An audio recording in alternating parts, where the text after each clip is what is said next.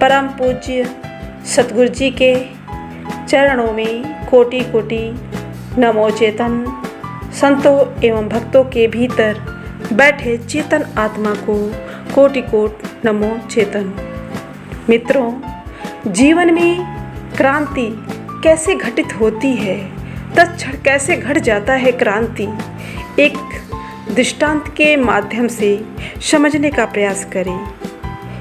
रज्जब एक ऐसा व्यक्ति है जिसके जीवन में गुरु के मिलते ही तत्क्षण क्रांति घटित हो जाता है।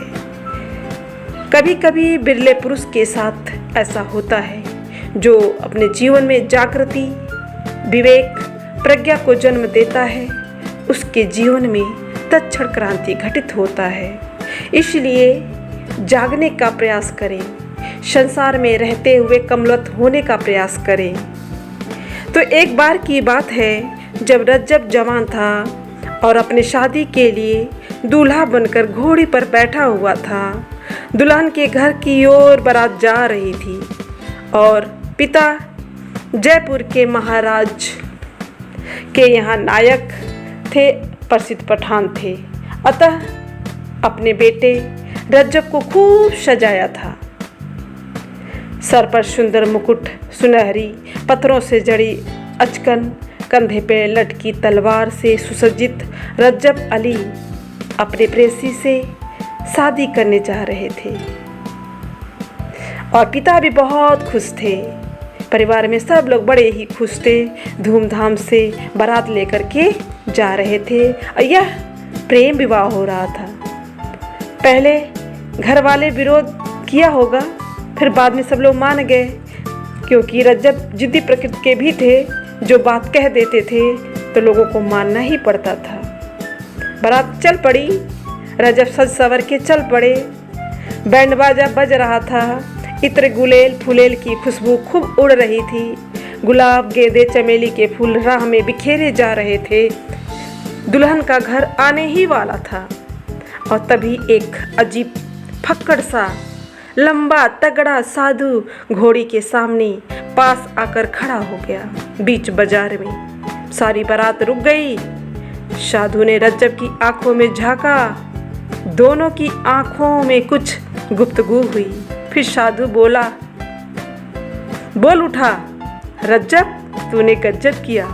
सिर पर बांधा मोर, आया था हरि भजन को, करे नरक की ठौर। इतना कहते ही रज्जब के जीवन में क्रांति घट गई। इतनी सी बात और कुछ देर न लगी, रज्जब घोड़ी से उतर आया और सिर से मोर उतार दिया, कंधे की तलवार फेंक दी और सद्गुरु दादू दयाल के चरणों में सिर रख दिया। कहा, बहुत प्यार, बड़ी गलती हो गई मेरे से और गलती होने जा रही थी। आपने वक्त पर चिता दिया, मेरे को संभाल लिया, मेरे को जगा दिया। अब मुझे अपने साथ ले चलो। ये सुनते ही बारात में भगदड़ मच गई। बीच बाजार में भीड़ इकट्ठी हो गई। सारे बाराती आ गए। लड़की वालों ने बहुत ही मिन्नत की, किंतु रज्जब की आंख खुली तो बस खुली ही रह गई। फिर पीछे मुड़कर नहीं देखा, अपने गुरु के पीछे चल पड़ा। चल दिया, क्रांति एक बार घट गई तो घट गई, अब पीछे मुड़ के नहीं देखना। जो कहते हैं कि सोचेंगे, पुनर्विचार करेंगे, वे बस टालते हैं, वो एक बहाना है।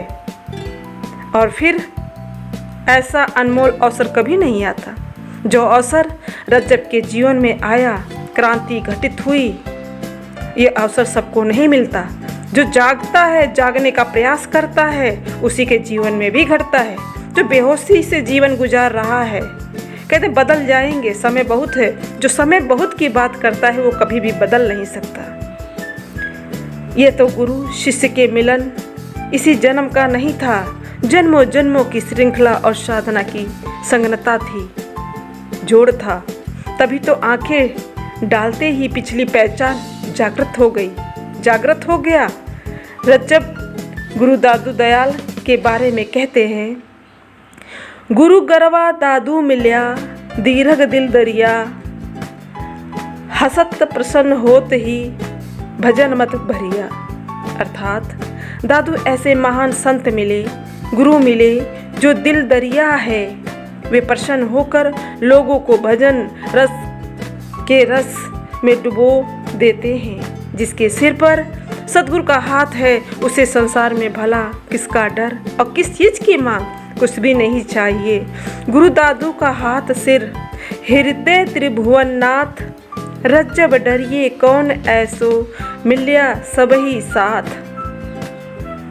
रज्जब डरियो कौन ऐसे मिल्या सबही साथ। रज्जब सतगुरु के प्रति पूर्ण समर्पित हो गया, हृदय में सतगुरु का वास हो गया।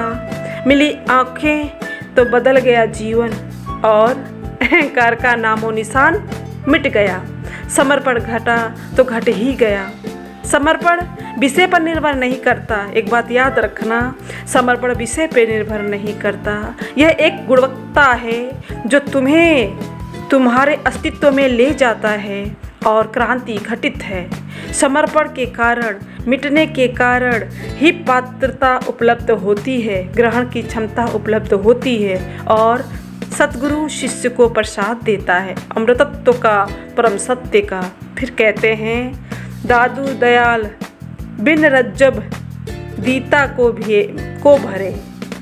दादू दयाल जैसे दीन दयाल ही खाली को भर सकते हैं। उन्होंने अपने गुरु को पार ब्रह्मा के प्यारे, त्रिगुण से रहित से सहित तथा दिखावे से दूर रहने वाले संत कहा। इनका मानना है कि गुरु शब्द की चोट ही कुछ ऐसी होती है कि नया ज्ञान गढ़ देता है, व्यक्ति को नया बना देता है, जीवन में नए का प्रादुर्भाव हो जाता है, आंखें खुल जाती है गुरु शब्द से और अंधकार स्वतः मिट जाता है। फिर जीवन में आलोक का आगमन हो जाता है, चारों तरफ प्रकाश ही प्रकाश।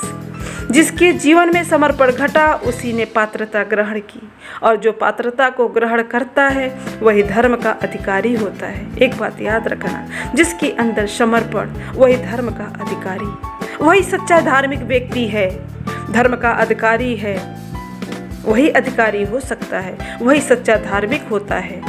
धर्म अर्थात स्वभाव, जो अपने स्वभाव में जीने लगा, जो जीता है वही सबका सच्चा मित्र भी होता है।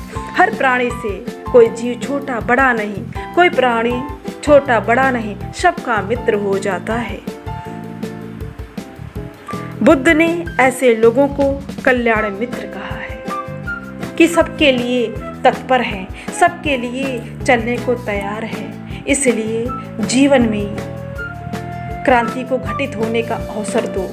हर प्राणी को अवसर मिलता है और मिलना भी चाहिए, मिल रहा है, लेकिन बेहोशी के कारण जाग नहीं पा रहे। जागो, तलाश करो, सत्य की तरफ बढ़ो, जीवन को नई दिशा और नई राह दो तो आपके जीवन में तत्क्षण क्रांति घटित हो जाएगी। ये कहानी बड़ी ही मार्मिक है, जीवन को एक नई दिशा, एक नई राह देने वाली है। रज्जब जैसे बनो, रज्जब जैसा व्यक्ति ही जीवन में क्रांति को ला सकता है। सारे राग द्वेष मिट जाएंगे, सिर्फ अपने नींव को मजबूत करो। नींव को मजबूत करते ही जीवन एक नयापन ला देगा, हर क्षण नया रहेगा।